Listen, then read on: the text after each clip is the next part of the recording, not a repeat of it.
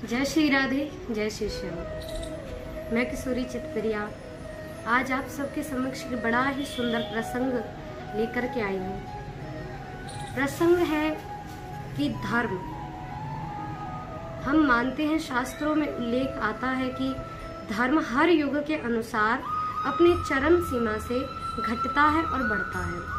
सतयुग में धर्म के 4 चरण हैं: सत्य, तप, दया और दान। ये 4 चरण सतयुग में धर्म के बतलाए गए, लेकिन त्रेता होते 1 चरण कम हो जाता है, द्वापर में 2 चरण रहते हैं और कलयुग में 1 चरण रहता है। तो क्या कारण रहा कि धर्म इन 4 युगों में अपनी सत्य क्रिया से घटता है और बढ़ता है? बार बार क्यों प्रत्येक युग में धर्म क्षीण होता है और बढ़ता है? तो इसके बारे में बड़ी ही सुंदर कथा आती है। ऐसा वर्णन आया शिव पुराण में कि एक बार अरण्य नामक राजा, जिनकी पुत्री का नाम था पद्मा, अरण्य राजा बड़ी ही सुंदर, दिव्य, अपने दान धर्म से निपुण राजा थे।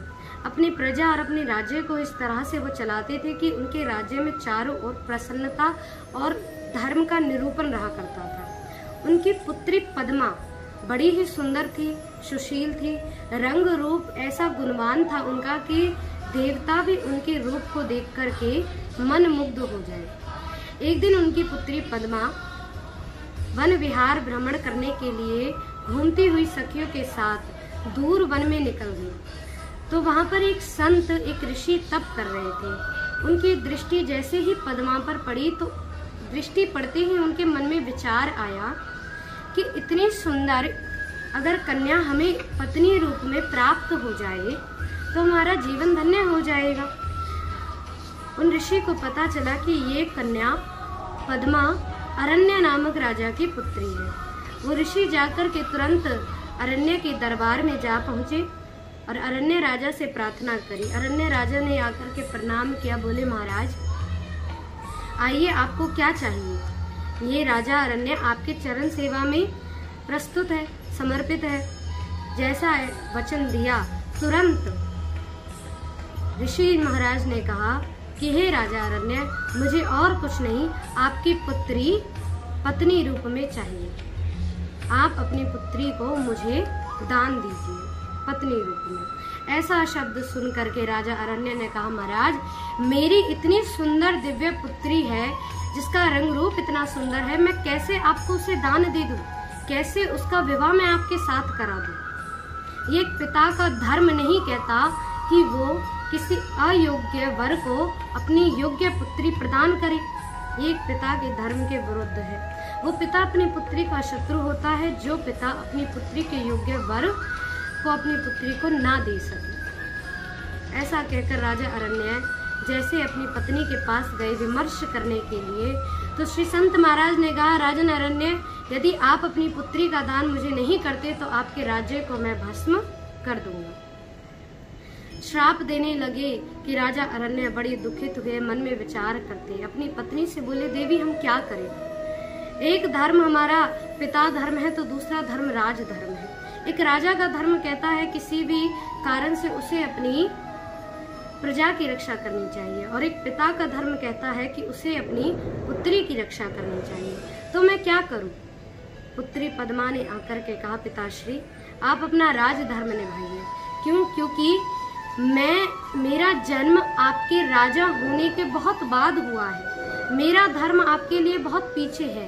पहले आपके लिए राज धर्म है, पहले आप अपना राजा धर्म निभाइए और मेरा विवाह इन ऋषि के साथ कर दीजिए।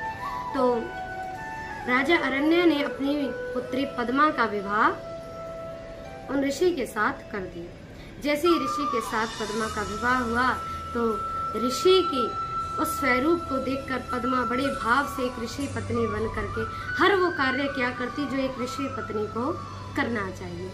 पद्मा बड़ा ही दिव्य सुंदर जीवन जीने लगी। एक दिन पद्मा ऋषि पत्नी जल भरने के लिए नर्मदा नदी के तट पर जा पहुंची। नर्मदा नदी के तट पर जैसे ही पद्मा पहुंची, वहां जाकर के देखा कि एक धर्मराज एक बार पद्मा के सामने से निकल के जा रहे। धर्मराज की दृष्टि पड़ी पद्मा पर और मन में विचार किया कि इतनी सुंदर स्त्री और यहाँ एक ऋषि पत्नी के रूप में। मन में विचार आते ही बोले कि देवी, अरे आप यहाँ वन में क्यों भटक रही हो, क्यों भ्रमण करती हो वन में? वन में जीवन यापन करके आपको क्या मिलेगा? अगर आपको जीवन ही जीना है तो आप हमारे साथ रहिए, हमारे साथ विहार कीजिए, हमारे राजमहल में आप निवास कीजिए। धर्मराज की ऐसी अधर्म युक्त बात सुन करके पद्मा को क्रोध आया और बोली, हे प्रभु, आप तो धर्मराज हैं, आप तो धर्म के राजा हैं, आप तो सबको धर्म सिखाते हैं, आप तो सबको धर्म का मार्ग बतलाते हैं, फिर आप कैसे ये बात कहते हैं कि मैं आपके साथ निवास करूं, मैं आपका वरण करूं? आपको तो ऐसी अधर्म युक्त बात शोभा भी नहीं देती। लेकिन धर्मराज बोले, देवी, अधर्म हो या धर्म, मैं तो इतना जानता हूँ कि आपके स्वरूप को देख करके मेरा मन शुद्ध हो गया है। जब धर्मराज ना माने तो बार बार पद्मा ने उन्हें समझाया और अंततः पद्मा ने श्राप दिया कि महाराज, आपकी कांति छिन्न हो जाए, आपका धर्म चरण नष्ट हो जाए। जैसे ऐसी बात कही तो धर्मराज चरणों में गिर गए और बोले, देवी क्षमा करें, धर्मराज होकर के मैंने ऐसी अधर्म युक्त बात करी, मुझे माफ करें, मुझे क्षमा करें। हे देवी, मैं जान नहीं पाया, कामवश होकर के मैंने ऐसा अपराध किया है। और देवी, यदि आपने ऐसा श्राप दिया कि धर्म छीन हो जाए, तो देवी आप ही बताइए, जब संसार में धर्म ही नहीं रहेगा तो संसार कैसे टिक पाएगा? आप अपना ये श्राप, इससे मुक्ति प्राप्त हो सके ऐसा कोई उपाय बताइए। पद्मा ने कहा, प्रभु, मैं एक ऋषि पत्नी हूँ और एक सद ऋषि पत्नी होने के कारण, एक पतिव्रता होने के कारण मेरा श्राप वापस तो नहीं आ सकता, लेकिन आपका चरण, आपके जो धर्म के चरण हैं वो हर युग में घटेंगे और दोबारा सतयुग होते ही बढ़ेंगे। हर चतुर्युग में आप घटोगे और हर चतुर्युग में आप बढ़ोगे। आप ऐसे ही कांतिशीन होकर के आप चंद्रमा की कलाओं के समान घटोगे और बढ़ोगे। तब पद्मा ने धर्मराज को ऐसा उपाय बताया। धर्मराज ने प्रसन्न होकर के पद्मा को प्रणाम किया। तब से लेकर आज तक हर युग में धर्म घटता है और बढ़ता है। सतयुग में धर्म के जैसे बताया 4 चरण थे, सत्य, तप, दया और दान। सतयुग गया, सत्य गया। आज आप कलयुग में देख लीजिए, ना किसी के अंदर सत्य है, ना ही कोई पवित्रता है। सतयुग गया, सत्य गया, त्रेता युग गया तो तप गया, द्वापर युग गया तो दया गई, और केवल एक चरण अब कलयुग में रह गया है। कलयुग में केवल रह गया है दान। अगर जीव अपनी मुक्ति कर सकता है तो दान करने से। कलयुग में केवल एक ही आधार है, आप अपना जो धन उपार्जन करें उसमें से 10वां भाग भी श्री कृष्ण के लिए, दान के लिए निकालें, तो आपके जीवन में सद स्वरूपता आने लगेगी, आपके जीवन में आनंद आने लगेगा, श्री कृष्ण का निवास होने लगेगा।